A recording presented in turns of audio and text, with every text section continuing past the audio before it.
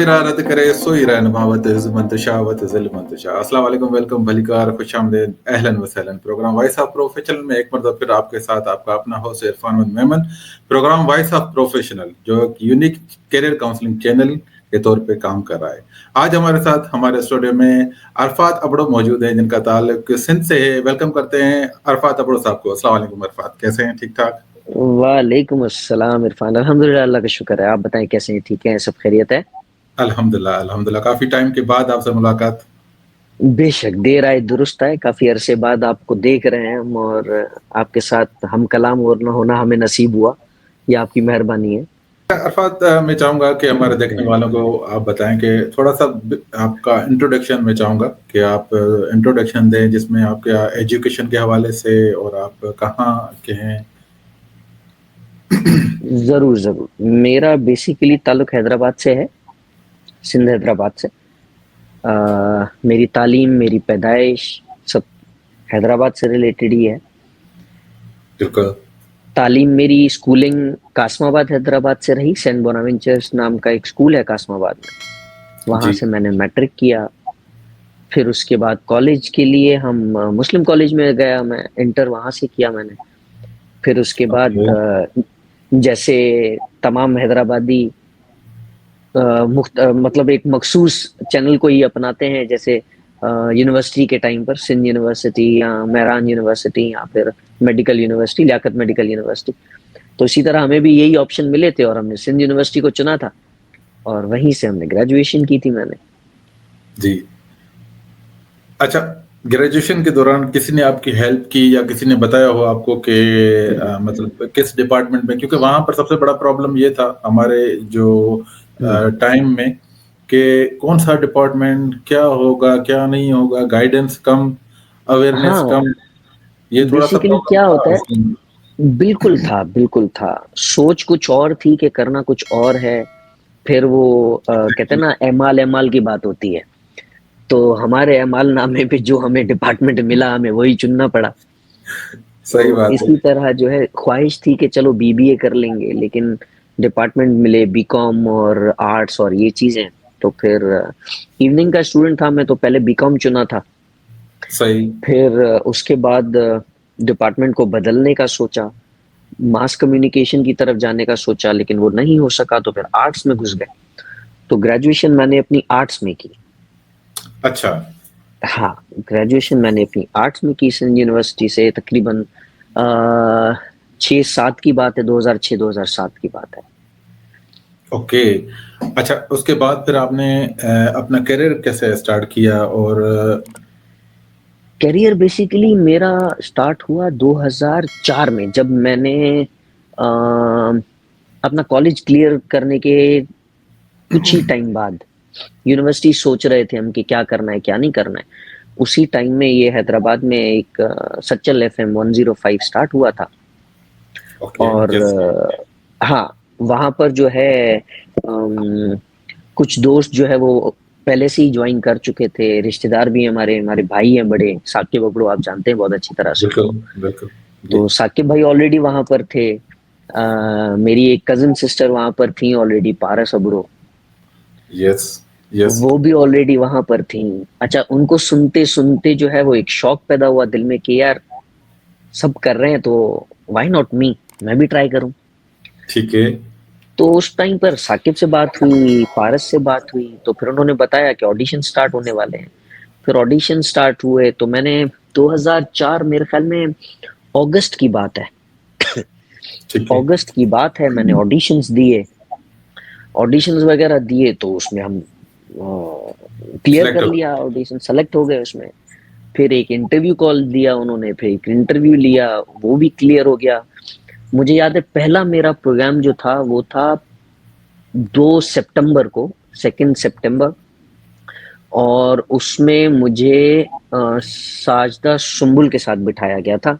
सुबह का प्रोग्राम था, एक अर्ली मॉर्निंग का। वो सिर्फ एक इंट्रोडक्शन प्रोग्राम था जिसमें मुझे इंट्रोड्यूस किया गया कि मैंने ज्वाइन किया है। ठीक है। फिर उस एक प्रोग्राम के बाद मुझे एक अलग से प्रोग्राम दिया गया। एक आरजे थी वहां पर, नूर। यस। जी, जी। उनके साथ मुझे और मतलब हम दोनों को एक अलहदा से प्रोग्राम दिया गया, जिसका नाम था खत उनका बहुत खूब। ओके। बस उस प्रोग्राम से स्टार्ट हुआ करियर और फिर चलता रहा। हम कोशिश करते रहे कि अच्छे से अच्छे प्रोग्राम्स करते रहें और फिर कभी सिंधी प्रोग्राम्स में, कभी उर्दू प्रोग्राम्स में, इस तरह चलते रहे। इसमें तो बहुत बड़ा मज़ा था एक्चुअली उस टाइम पे जब हम नो डाउट। और आप साथ थे। मेरे ख्याल में बिल्कुल, मैं भी उसी बिल्कुल। टाइम पे आपके साथ ही हम जॉइंट हो हाँ, गए थे। बिल्कुल। जी, जी, बिल्कुल, उस बिल्कुल टाइम ऐसा पे ही है, बिल्कुल। बड़ी रौनक लगी हुई होती थी, एक मज़ा होता था और ऑफ़िस से नो जाने डाउट। का दिल नहीं करता था। आप यकीन करेंगे इरफान, मेरा नाम अरफात अबड़ो है और मेरे ननियाल का, ददियाल का ताल्लुक हाला शहर से। और जी, हाला जो है वो सकाफती शहर है, बिल्कुल। सिंध के सकाफती शहरों में आती है।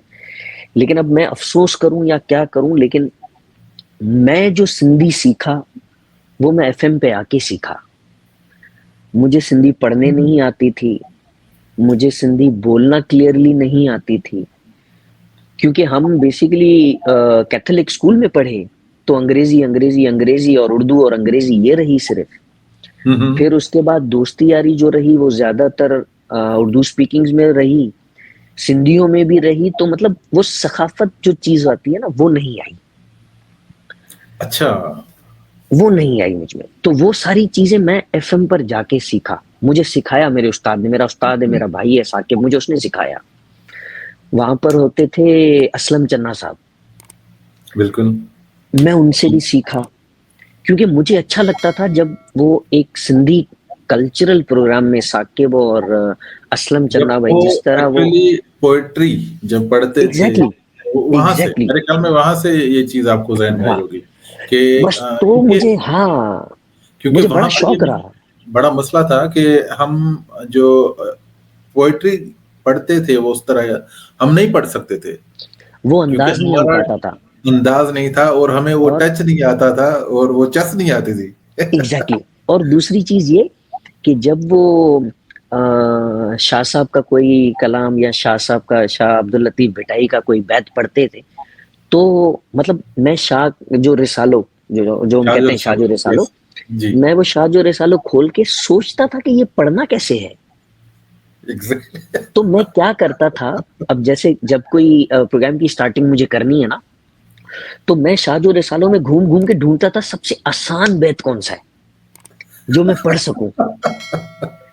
यस, तो तो मैं वो पढ़ूं और फिर मैं बार बार उसको पढ़ूं, फिर अपना तलफ़ुज़ सही करने के लिए कभी साकिब को फोन करूं या कभी असलम चन्ना के पास जाऊं, किससे पूछूं, बस मैं इस तरह कर करके मैंने दो तीन जो है वो बैत याद किए, दो तीन ठीक है। कलाम मैंने उनके याद किए। जैसे कि आपको याद हो शायद कि मेरा एक प्रोग्राम सिंधी प्रोग्राम में करता था जिसका नाम था रगू थ्यूं रुबाब। यस, यस, अच्छा, रगू थ्यूं रुबाब जो लफ्ज है बेसिकली वो शाह जो रिसालों से ही निकाला गया था। ठीक है। अब मैं फिर उसके पीछे पड़ गया कि मुझे याद करना ही है, मुझे समझना है ये। फिर मैंने बड़ी सही, मुश्किल से उसको याद किया कि रगू थियूं रुबाब वजन वैल सब के, लुछण कुछण न थियो जानिब रे जवाब, सोई संदिंदिम सुपरी कैस जै कबाब, सोई ऐ नजाब सोई राहत रुवजी। फिर वाह! ये सब चीजें दोहराई, रिपीट करता रहा। मैं जब प्रोग्राम की ओपनिंग करता था तो शाहजो रिसालो खोल के आगे रखता था। क्या जी, तो रवानगी में टाइम लगा, वक्त लगा, लेकिन खुद कोशिश की, खुद मेहनत की, कुछ दोस्तों ने सिखाया, कुछ उस्तादों ने सिखाया और फिर जो है आपके सामने थे। अच्छा यही चीज़ मेरे साथ थी। हाँ, मुझे सिंधी आती थी, मगर मैं उर्दू में कमज़ोर था। अच्छा। अच्छा, मजे की बात यह है कि मैंने ऑडिशन उर्दू में दिए थे अच्छा, और हाँ, मैं उर्दू आरजे के लिए आया था, सिंधी के लिए नहीं आया था। ज़बरदस्त लेकिन लेकिन मुझे फिर डाला सिंधी सिलेक्शन। शोज में। अच्छा वो सिलेक्शन उर्दू आपकी प्रोग्राम्स के लिए हुई थी। उस टाइम पर हाँ, एफएम पे होते थे आफाक शाह साहब। बिल्कुल, जी, जी, तो आफाक शाह साहब ने और इशरत अली खान साहब ने मेरा ऑडिशन लिया था गुड, उर्दू प्रोग्राम्स के लिए। लेकिन फिर क्या हुआ अचानक कि मुझे जो है वो सिंधी प्रोग्राम्स में डाल दिया गया। और जब सिंधी प्रोग्राम्स में डाला तो फिर हमारे मरहूम, अल्लाह उनको जन्नत नसीब करे, अमजद साहब, अली साहब जी। अमजद अली साहब। तो अली साहब जब आए तो अली साहब ने मेरा सिंधी प्रोग्राम सुना और उन्होंने इशरत साहब को बोला कि इनके तो सिंधी ॻाल्हाइण अचे ई कान थी। हाँ, मतलब इसको तो सिंधी बोलने आती नहीं, आपने इसको कैसे रख लिया है? तो सही बात है। मुझे इशरत साहब बुला के कहते हैं कि यार वो तो कह रहे हैं कि तुम्हें सिंधी बोलना आती नहीं है, तो तुम थोड़ा ब्रेक लो। तुम थोड़ा ब्रेक लो, हम फिर तुम्हें किसी और प्रोग्राम के लिए एडजस्ट करेंगे, फिलहाल ब्रेक लो। अच्छा, मैं यंग जवान आदमी, उस वक्त हम लोगों का वैसे ही पारा चढ़ा रहता सिंध यूनिवर्सिटी ऊपर से हमारे सर पे, तो हम गर्मा गर्मी में हो गए। मैंने कहा ऐसे कैसे, मुझे सिंधी प्रोग्राम आपने दिया है, मैंने तो नहीं मांग के लिया है, मैं तो उर्दू प्रोग्राम करने के लिए आया था। जी। सिर्फ मेरा नाम और मेरी कास्ट अबड़ो देख के आपने मुझे हिंदी प्रोग्राम में फंसा दिया। फिर लेकिन heads off to the team और अमजद अली साहब का भरोसा और साकिब का और पारस का, हमारी मैनेजमेंट को ये यकीन दिलाना कि नहीं कर लेगा ये। और फिर जो है हमने वो क्या कहते हैं, सीखना कभी छोड़ा नहीं, फिर सीखते गए और फिर अपने आप को मनवाया कि हाँ भाई हम कर सकते हैं। फिर वो रात के प्रोग्राम्स हो गए, सिंधी गजलों के हो गए, या शाम के सिंधी प्रोग्राम्स हो गए, सुबह के उर्दू प्रोग्राम्स हो गए, weekend nights, late night shows हो गए, फिर सब किए, हर तरह का तजुर्बा किया, यहाँ ऐसा तक ही। कि हाँ, अव्वल अला अलीम भी किया सुबह में फजर के टाइम पर। बहुत किया। हाँ हाँ, बिल्कुल बिल्कुल सब बिल्कुल। प्रोग्राम्स किए। बिल्कुल। अच्छा, इशरत साहब को मुझ पर यकीन नहीं होता था, ठीक है। अच्छा, जो अच्छा। आरजे जिस दिन नहीं आता था उसका प्रोग्राम मुझे देता था। अच्छा, अच्छी बात है ये, पता है इसमें सीखने को बहुत मिलता है, अच्छा, मुझे आप मुझे मुख्तलिफ प्रोग्राम सीखते हो। मुख्तलिफ प्रोग्राम्स मैंने किए। फिर हाँ, उसने कहा नहीं यार बिल्कुल। तुम, अच्छा एक दिन उसने मुझे देखा कि मैं प्रोग्राम कर लेता हूँ, तो उसने कहा यार तुम तो प्रोग्राम कर लेते हो। मैंने कहा सर मैंने आपको कब मना किया कि नहीं करूंगा। हाँ, तो उसने कहा सही। चलो आज से जो भी आरजे नहीं आएगा उसके बिहाफ पे फ्री ऑफ कॉस्ट तुम करोगे। मैंने कहा कोई मसला नहीं है, मैं वैसे सही ही बात ड्यूटी है। में हूँ, मैं तो इंजीनियर था वहां पर। सही। तो हाँ, सही। मुझे ऐसे ही प्रोग्राम मिलते गए मिलते गए। फिर उन्होंने फिर एक स्लॉट दिया मेरे ख्याल में इवनिंग का। फिर हाँ, वो प्रोग्राम किया। फिर इंटरव्यूज भी चल रहे थे, नादिया के साथ भी चल रहे थे, तो इस तरह हाँ, फिर डीजे ऐसा में ही आ है। गए। फिर रात के सही। प्रोग्राम में हम आ गए थे, मैं, नवीद और रॉबिन, हाँ, रॉबिन था। और कौन था, चौथा बंदा भी था कोई। अच्छा, ये रॉबिन वाली बात मेरे ख्याल में बात की है, मुझे याद पड़ता है कि मैं जा चुका था तब रॉबिन आया था। आप जा चुके थे, तब मैं तब जा आप चुका जा था। चुके थे मेरे ख्याल में। हाँ। आप मेरे ख्याल में 2008 7 8 में चले गए थे। हाँ, 8 7 में, दिसंबर में या 8 साथ जनवरी में। में मैं हम चला गया था। हम जो थे वो, मैं खुद 9 तक वहां पर चला, ठीक है ना, 9 में मैंने छोड़ हम्म, दिया। वो हम्म। भी इसरार की मेहरबानी की वजह से उसने मुझे बड़ा टार्चर किया। अच्छा। हाँ, तो उसने कहा कि भाई जाओ आगे जाओ, और आगे तुम्हारा बड़ा कैरियर है, और तुम यहाँ पर क्या कर रहे हो, इधर बैठ के जो है हम्म। ना टाइम वेस्ट ना करो। तो हाँ, अल्हम्दुलिल्लाह, अल्लाह का शुक्र है, क्योंकि कभी कभी कोई एक चीज आपको लग जाती है माइंड में, हाँ, तो और उसको फॉलो करते हैं तो अल्लाह ताला उसके में बरकत डाल देता है अल्हम्दुलिल्लाह से। बेशक, अच्छा, बिल्कुल ऐसा है। यहाँ से फिर आप 4 5 साल यहाँ पर एज आप आरजे रहे एफएम में। हाँ, एक बिल्कुल। बड़ी शोहरत थी, एक बड़ा नाम था बिल्कुल। हैदराबाद में तब। अल्लाह का शुक्र है, लोगों ने इज्जत दी। हाँ, बहुत लोगों ने बहुत लोगों इज्जत। ने इज्जत दी, और लोगों ने पसंद किया सबको, हमारे बिल्कुल, जितने बिल्कुल भी ऐसा ही। आरजेस थे, क्योंकि उस वक्त बूम था रेडियो का। क्योंकि उस जब वक्त इतने ऑप्शंस नहीं थे ना यार, इतने ऑप्शंस ऑप्शंस नहीं, नहीं थे। जी, टीवी चैनल्स पे भी इतने ऑप्शंस नहीं थे, लोग बिल्कुल। नहीं घुसते थे, वो प्राइवेट चैनलों का दौर नहीं था इतना। तो लोग ज्यादातर गाड़ियों में, घरों में, गांव देहातों में ज्यादातर रेडियो ही चलता था। हम्म। तो अच्छा, एफएम रेडियो का भी नया नया रुझान था। कंटिन्यूअस चलता था, ऐसे नहीं गाड़ी बिल्कुल ऐसा में काम कर ही। रहे हैं, ऐसा ही है। घरों में कंटिन्यूअस, क्योंकि जितने भी लिसनर्स कॉल्स करते थे वो कहते थे कि हम तो सुबह से सुन रहे हैं। ऐसा ही है, बिल्कुल अच्छा, ऐसा ही फिर वो कॉल्स करते थे, फिर अपनी फरमाइशें चलवाते थे, अगर किसी है। की हाँ। फरमाइश ना चलाए तो फिर हमें बहुत अच्छे अल्फाजों में याद करते थे। अरे, ऐसे ऐसे मैसेजेस आते थे, आपकी सोच है, क्योंकि अच्छा, वो अंदाजा मैसेज तो लगाओ, हमारी स्क्रीन पर होते थे। हाँ। अंदाजा लगाओ, हम 3 4 बंदे एक डीजे प्रोग्राम करते थे रात का, जो है उताक हाँ। प्रोग्राम, हाँ। उताक के नाम से, ठीक है। उसमें अब 1000 मैसेजेस आए, तो हाँ। 1000 मैसेजेस कौन पढ़ सकता है यार। नहीं अच्छा, बहुत हम मुश्किल अगर होता था। नाम भी लें ना तो फिर हमारे साथ मसला पता है क्या होता था? अगर हाँ, हम नाम लेके पढ़ के, नहीं लड़कियों के तो सारे पढ़ रहे हो, बाकी हमारे नाम ले रहे हो। भाई यकीन करो कभी-कभी कोई गुस्से में गालियाँ भी दे जाता था। गालियाँ भी देते थे, ऐसा ही है। लिटरली। हाँ, तो हम लेकिन वहां पर हम उनको क्या कहें, बहुत अच्छे अल्फाज अब उन्होंने हमें याद किया है।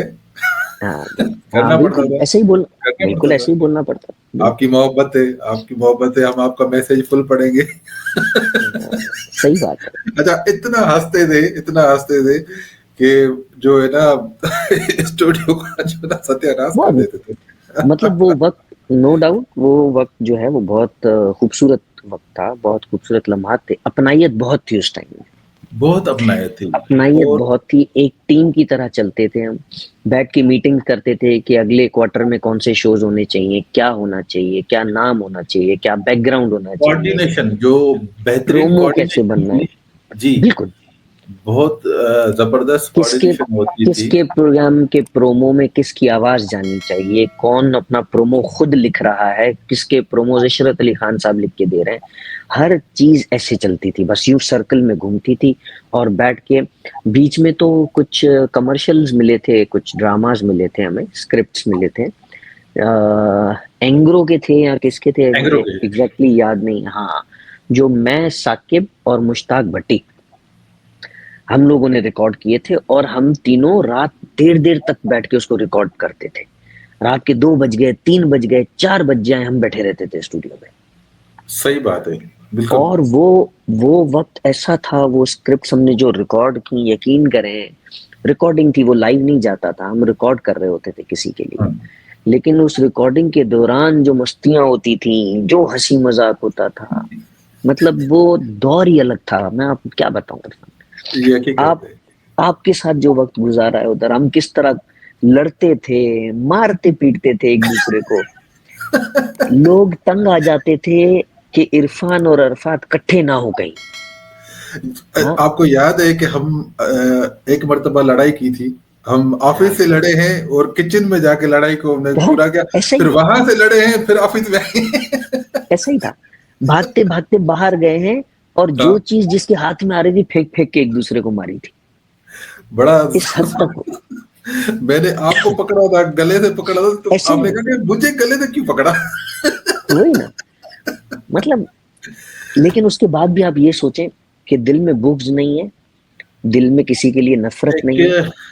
उस टाइम हम्म, पर स्पेशली ऐसा कुछ नहीं था। हाँ, एक ना सच्चाई हम थी, बुरा मानते। एक एक एग्जैक्टली, मोहब्बत थी, एक खुलूस था। बिल्कुल ऐसा ही। और एक अपनायत होती थी कि यार अरफात आ रहा है तो बैठे रहो भाई, अरफात आ रहा है या इरफान आ हाँ, रहा है तो यार बैठो, नहीं जाना एग्जैक्ट है, गपशप करनी है, हाँ, जो है ना। फिर उधर ऑर्डर आते थे, खाने आते थे, और एंजॉय हाँ, करते थे, मस्तियां होती बिल्कुल थी। ऐसा ही है, और अच्छा, बिल्कुल जो ऐसा जो ही। आता जाता था वो कॉन्फ्रेंस रूम में बैठता जाता था। हाँ, जमा होते जाते थे वहां से। या फिर क्या होता था, चलो चलो बाहर चलते हैं, किचन वाली साइड पर बैल्कनी में चलते हैं। हाँ, तो बिल्कुल। ऐसा बस ही है। यही तफरीह होती थी।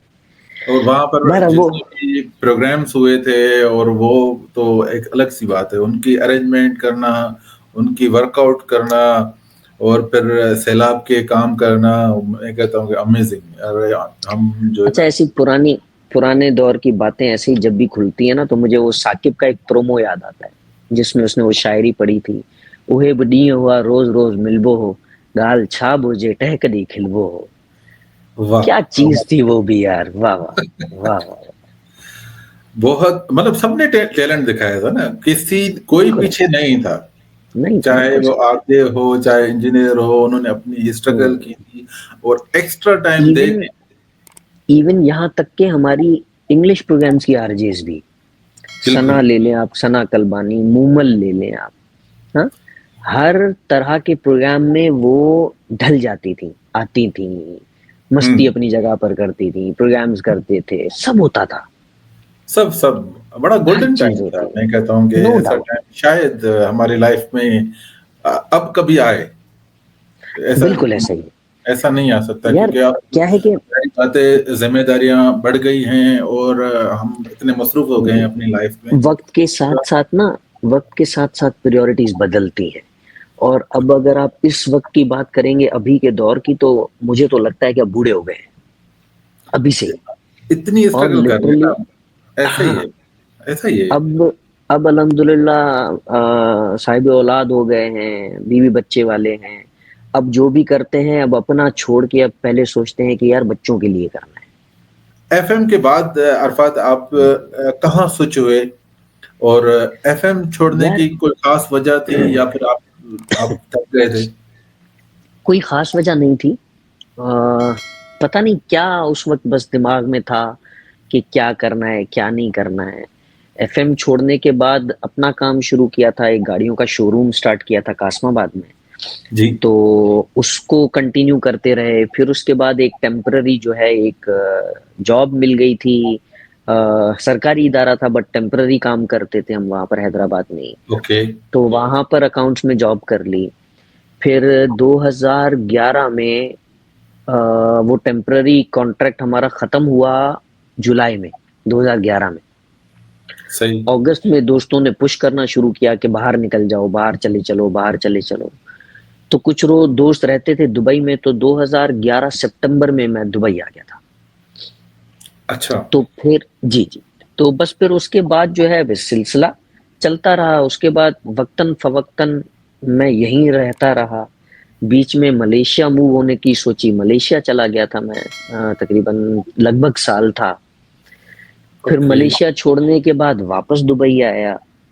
बीच का कुछ अरसा मैं तकरीबन 2014, 15, 16 ऐसे या 15-16 ऐसे कुछ मैं पाकिस्तान में रहा, कराची में। अच्छा। अच्छा, इसमें हाँ, मैं चाहूंगा कि आपने कौन कौन सी कंपनीज को ज्वाइन किया और कैसे कैसे आप स्विच होते गए, ये थोड़ा सा ओके। डिटेल बताइएगा। मैं जब 2011 में दुबई आया तो यहाँ पर एक इवेंट इंडस्ट्री ही थी। फैब्रिकेशन का काम करते थे, वो मेटल फैब्रिकेशन से रिलेटेड थे। मैंने एज़ अ सुपरवाइज़र उनको जॉइन किया यहाँ मेटल फैब्रिकेशन कंपनी को। अच्छा। मेरे जो ओनर्स थे कंपनी के वो इंडियन सिंधी थे।